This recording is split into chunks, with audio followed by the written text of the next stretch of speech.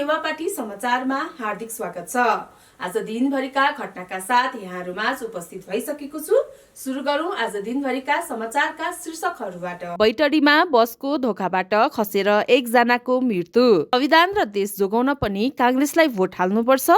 गगन थापा। 11 उपमहानगर मध्ये कार्य सम्पादन मूल्याङ्कनमा बुटोल अगाडि। इटालीको ऐतिहासिक जित, निराशजनक प्रदर्शनले नेपालको सुपर 8 सम्भावना कमजोर। बंगलादेश चुनाव, मतदान केन्द्र बाहिर झडप हुँदा बीएनपी नेताको ज्यान गयो। प्रतिनिधि सभा चुनावका लागि मतपत्र ढुवानी सुरु। शेयर बजार 4 दिनपछि बढ्यो। 11 अर्ब रुपियाँ भन्दा धेरैको कारोबार। महाशिवरात्रि, पशुपतिमा 4000 साधु सन्त, 8 लाख दर्शनार्थी। प्रत्यक्षतर्फका सबै उम्मेद्वारलाई फागुन 3 गते भित्र घोषणा पत्र बुझाउन आह्वान। म एक थान सांसद बन्न रुकुम पूर्व आएको होइन, प्रचण्ड। मतदाताको माया र विश्वास धेरै पाए, अध्यक्ष ओली। तपाईहरुलाई आजको समाचार कस्तो लाग्यो त? यस्तै ताजा समाचारका लागि हाम्रो च्यानललाई लाइक, फलो, कमेन्ट गर्नुहोला।